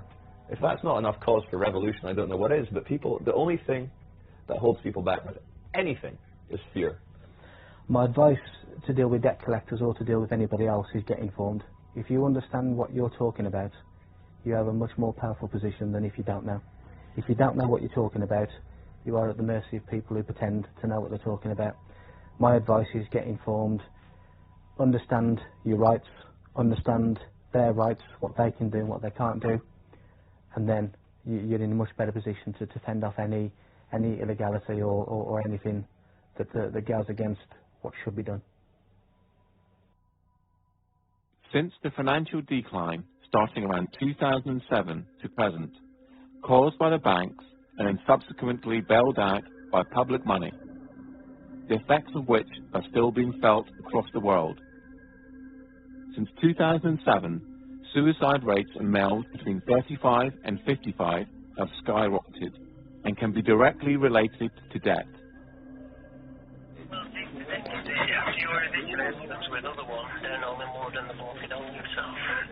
Oh, right. So you have to go to another eviction in Hollywood and the bloke had hung himself? Oh no. It's not good, is it? Really? Not Seriously? good. Our heart goes out to Bloody everybody. hell. everybody. Right, well, I'll just make this question brief. Have you finished today? Also, suicide rates in postgraduate students has risen drastically and can be directly attributed to debt. Before we continue, you must realize that no one has power over you. The system that surrounds you is just an illusion, created by the mind of man. Owing money or breaching a contract can never be remedied by force. And in this game of cat and mouse, knowledge is your most powerful weapon.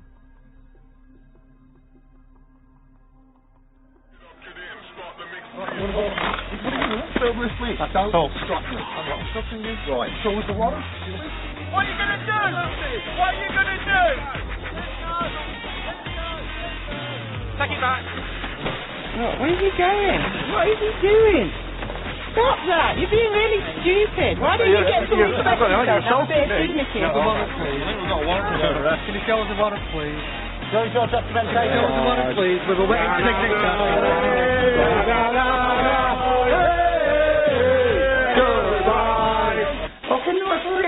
As a human being to another human being, my dear, I just wonder what would motivate people to work for debt collection agencies. Because all you do is hassle two people. So you can't get, so you've not got the original credit agreement with a wet ink on it, so you've got no proof of claim. Have you got the deed of assignment, mate? Well, the reason is, all the other debt companies before you tried to get some money out of me and didn't manage it. I'm just wondering what makes you think that I'm going to pay you anything. So what the council's done is handed it on to a different set of private bailiffs called Marston, High Court Enforcement Officers and Certified Bailiffs. Right, I'll just tell you something now, right? Council tax, you cannot afford them fees. Go and call in somebody else. Yeah? Hope you enjoyed wasting your time. See ya! See you later! Bye-bye! Hey, see how quick you just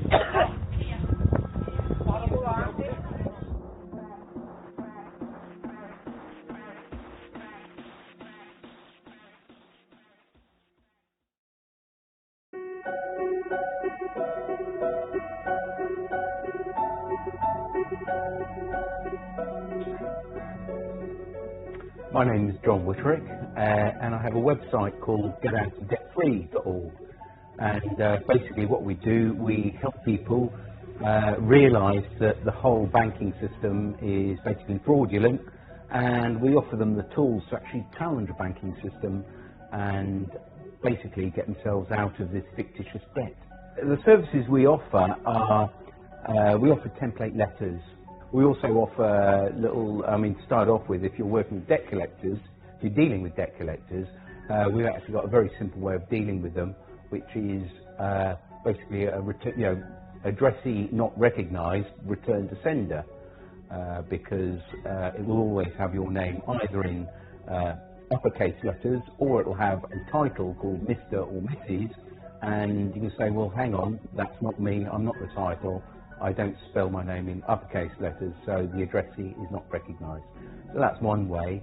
The other way we deal with the banking system or debt collectors is basically say, well, where did the money come from, and have I got a valid contract with you? And if I haven't, and if you can't prove that I have, then we are agreed to the following terms. And we send out a series of letters about 10 days apart. So, but it's, it tends to prove to be very successful. What it was, I used the method myself quite a few years ago, and was astounded how easily that actually these companies just gave up. And so all I did, I got a website together and actually shared this information. GetOutOfDebtFree.org is a site that has been set up to help people dealing with the agony of debt. And the template letters just need you to adjust a few details and they're ready to go. Get Out of Debt Free has already helped thousands of people to get out of debt, and the combined amount of money saved so far is over £12 million. And that's just from the people who have reported their success to the site. The forum is a large part of the site and is broken down into different sections such as bailiffs, debt collectors, credit card companies, etc. It is full of people who will fall over themselves to help you, and with a wealth of knowledge and experience will make sure you are not alone. So the important thing is that you have to keep hitting the ball back in the net. What you're doing, whatever they send you, you have to reply to it and send it back. Now, after you've sent them the 3 letters, also what's included in the letters are a fee schedule. And the fee schedule says, well, look, every time you send me a letter, if we can't agree, if you can't prove that I owe you anything, then we're going to agree to the following terms. And, you don't call me anymore, and if you do, it's going to cost you this much. And every time I have to write a letter to you, it's going to cost you this much. So what you do, you send them the fee schedule, and of course, if they do send you anything or contact you, you then start totting it up. And after a while, what you do, you send them an invoice. And if they don't pay the invoice, you can then get onto the small claims court online and actually start, pursuing them for the money. So, what you've got to think is the only power they have over us is fear. Now, when the fear goes and you start challenging them, do you think they really want to deal with you if you're going to be invoicing when there's all these people go, oh, like I was, really nervous, and they're going, all right, well, I should owe them some money, to get to the stage, right, no, hang on, mate, you've actually sent me 3 letters.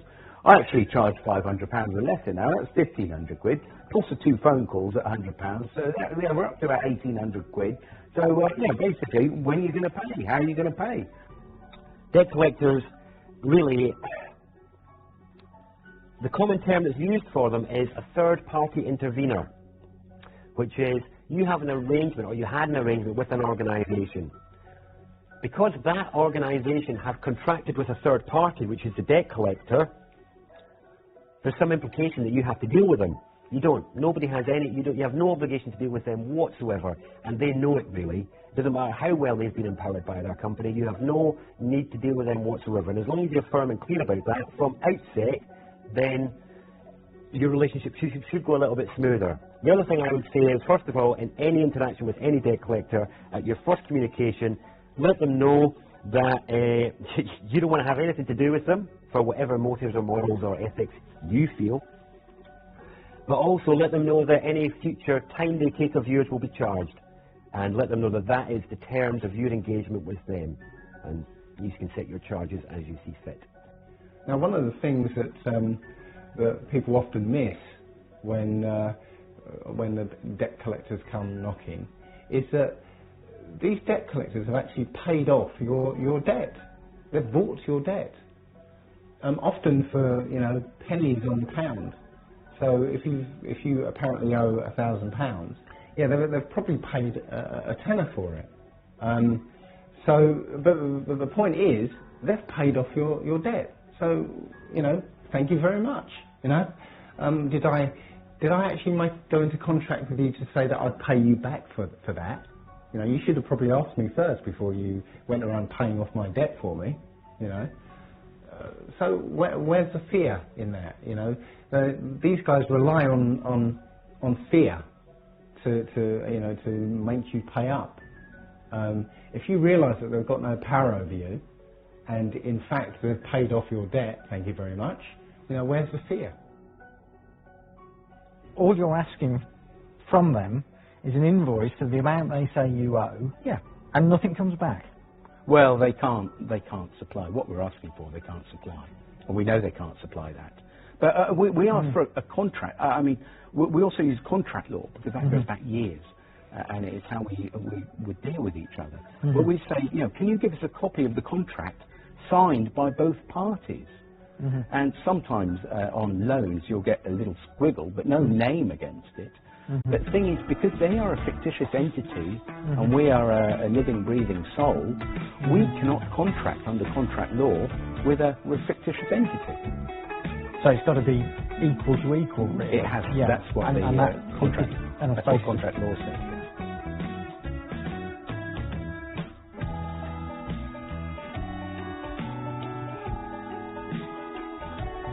Debt collectors have no rights of entry. If they turn up at your door, they can only negotiate how you will pay, nothing more.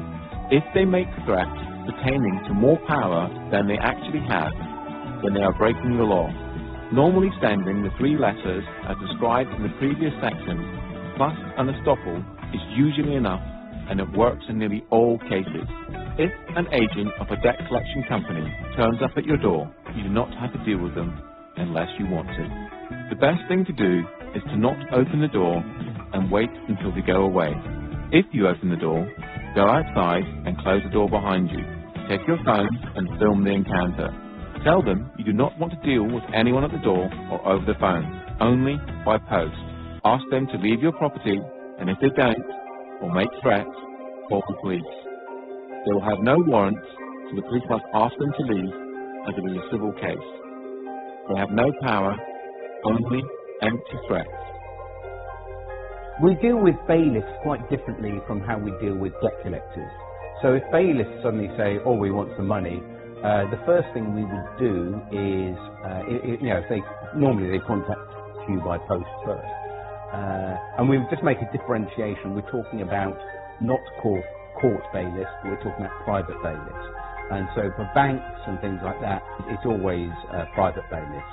Court bailiffs are a little bit different and a little bit specialised. So, but if you're dealing with debts, as and the website is, we'd be talking about private bailiffs.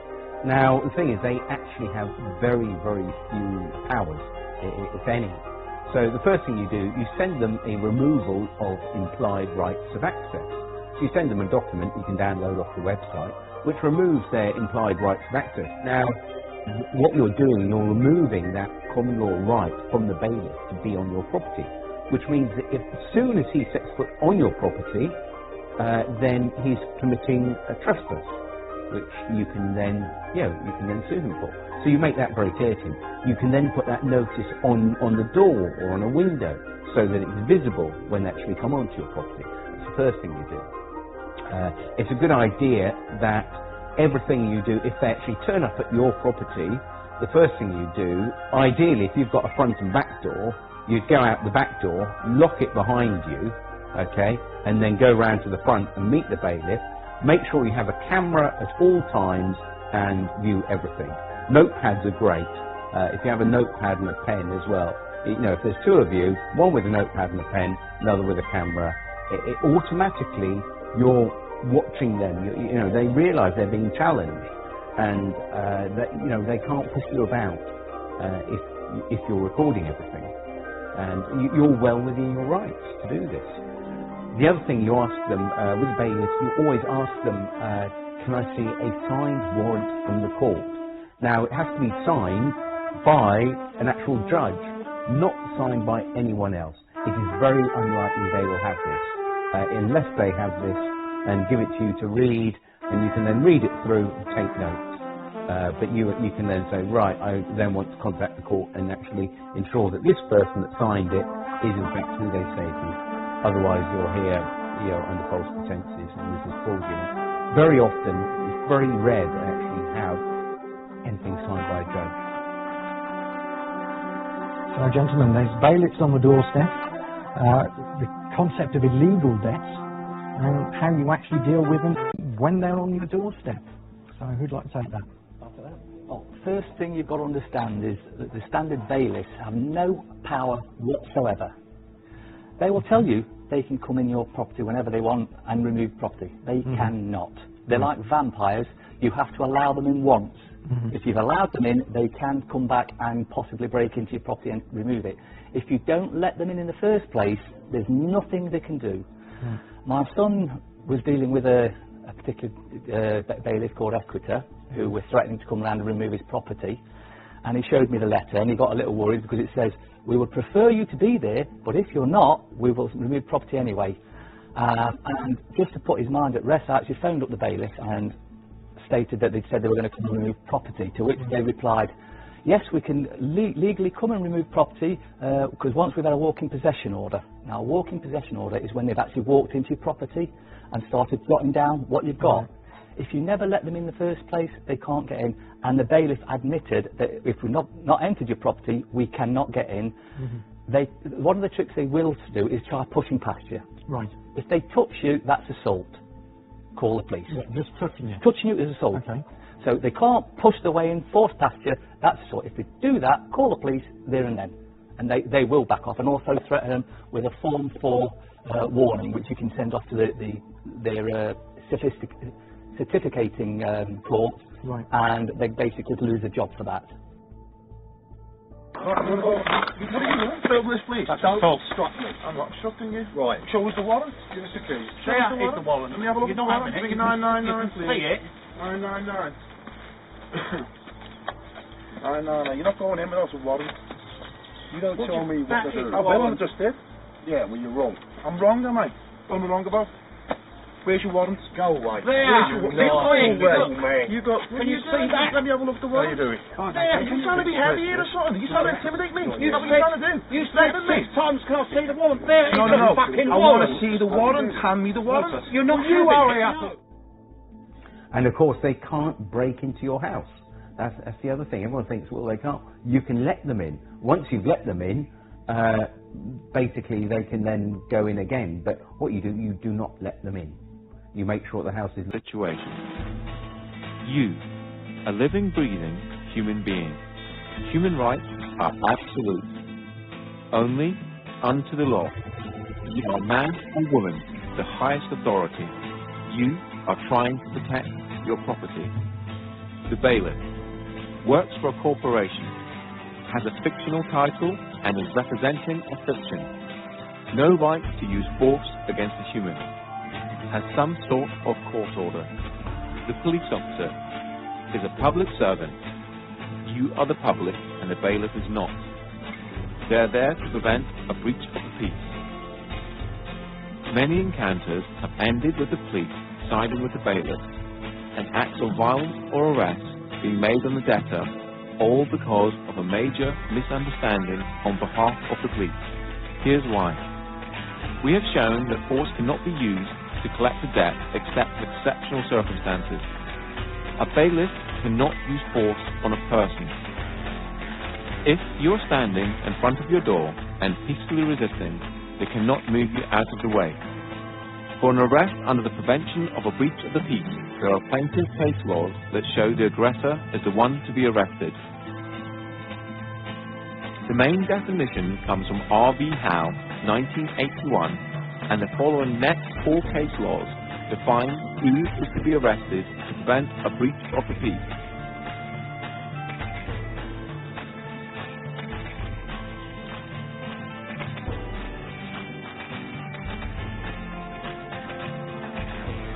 You cannot be obstructing a bailiff from his duties, as using force on a human is not his duty. It seems trivial, but the law allows you to peacefully resist the possession of your home or property. If the bailiff is there for a debt or a non-criminal fine, such as a speeding ticket or parking ticket, then it is a civil matter and the police must be impartial no matter what the paperwork says. R.V. Howe, 1981, and Bibby, the Chief Constable of Essex Police, 2004, are now held as the authority for defining a breach of the peace.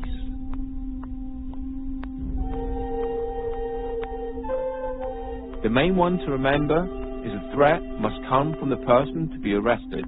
That means if a bailiff tries to touch you or move you out of the way, they are the one to be arrested.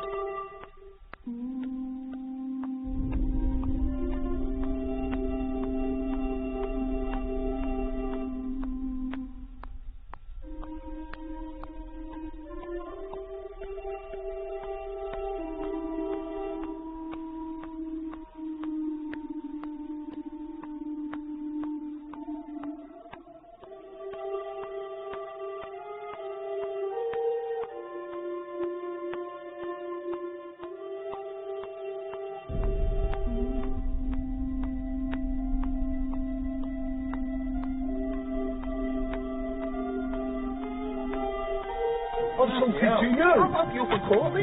Oh, please do. Oh, I will do. What's your name? Higgs. H-I-G-G-S. First name, Paul. Date of birth, hello. 5'9", hello. I'm being intimidated and threatened. Your opinion is worth less than something I might trod on. You! What's the matter with it? How many of you are there? I'm just going to do this here. Hello. You're committing trespass and fraud and theft on people. That's what you do for a job, and you should be disgusted with yourself. That's what you do for a job. You're a thief. Go away, you ain't having it. Too many fucking massacres today and more coming down. And most they're all tweeting and texting. With 200 people this week. You haven't got the firm. Because we got the firm. Look how many fucking people. Yeah, we got the firm. Can we report crime? These criminals here, please. These criminals are Constable. trespass on our land. And can you please explain that the evidence is not admissible if it's not signed? This is not signed, nothing's been signed, it's inadmissible. And you will be trespassing if you come on this property. You can't force your way into the property, what are you doing? You're breaking the law. No, you're breaking the law, we're filming you. Who are you? We want some ID, please. Some ID? We can have some ID. Why are you trying to force in here? That's a warrant of control for the unpaid penalty. And where's the magistrate's signature? Don't need a magistrate. Oh, yes you do! You can call the police if you wish. You both have no power here, so you should leave. Because we will ring the police. You can do that, but it will be deemed theft. Leave the land. Leave the land. Leave the land. Thank you very much. Leave the land, please. He's got no authority. The locksmith, get him off the land. Thank you very much. You need to read this in relation to this eviction today. We're not allowed to use any force or violence, and that will be laid at magistrate court tomorrow. But if summons anybody here who authorises or who issues violence for this eviction, it's simply not allowed. I'm pretty sure of that. I'm pretty sure it's not just a job. Yeah, I'm sure it's vocational. You're doing the right thing. Yeah, you swore an oath to protect us people, not to protect them, to protect us.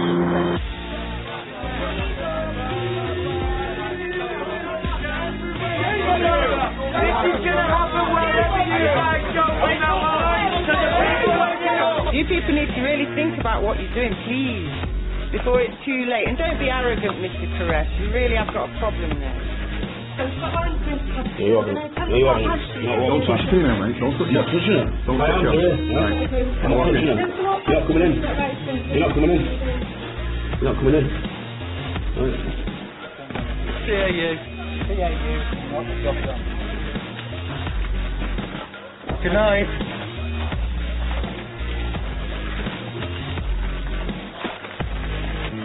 The law. Hey, he's a criminal. He's trespass. Caught by it. He's refusing to request a name. By a sergeant. Recently. Thank you very much, Constable. Absolutely, you're going to be heroes online. Absolute heroes. Well done. Absolutely amazing work. You've just made history in this country. You've just made history in this country.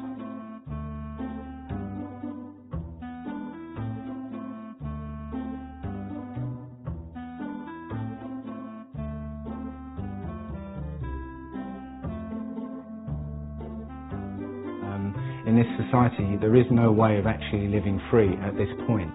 I've had the idea to find some land somewhere, buy a piece of land and build my own house and live apart from the system. The system will not allow you to do that. They will come for you and kick you off your own land and force you to live the way they want you to live. What I feel is quite important is people need to get educated. People need to start waking up and realise what's going on around them. Generally, people tend to only give a damn really what's happening when it's actually on their doorstep and it's happening to them. But unfortunately, we can't wait for that to happen. We need to realise that we're all one and the same. We all need to look out for each other and protect each other, because we've got a system now that's been built up around us. We've got a corporate web of an empire that's completely taken over every aspect of our lives. So, to people who are worried about debt, again, don't worry about it. You got family, you got kids, you got real problems in life. Worry about those. Debt is not something to worry about. Fair enough, some people have mortgages. But again, as I said earlier, you start dancing with the devil, you're going to get burnt. You play with fire, you're going to get burned. You're going to sign agreements that banks own your house, you're going to get burned if you don't pay that. But in terms of consumer debt, personal loans, unsecured debt, fuck it. Yeah, you won't be able to get a mortgage for 6 years. And who's got enough money to save up to buy for a deposit for a mortgage? Anyway, I don't know. So just don't worry. Live in love. Get out of debt free we've got one piece of the jigsaw, but there's so many things that need fixing on the planet, like health, education, law, everything. There's so many pieces, and I've been at, I think, 8 different festivals this summer, and I've seen tens upon tens of, probably 50 different speakers, and all of them have got a little bit of the jigsaw, and I'm sort of just trying to see how together that we can build a new sort of reality based on fairness, because when you realise that, hang on, they're spraying stuff in the skies, they're putting stuff in our water supply, and they're cutting down rainforests, and these are all problems. Now, I've got the answer to one of these, but to change the world, we've got to sort out all these problems, I feel. The people stand above the government stand above citizens. And in America, we've taken the term citizen from them, but citizenship was actually created with the abolition of the slave trade. And it was so that slaves could be given the same rights as the free people, but without the same power.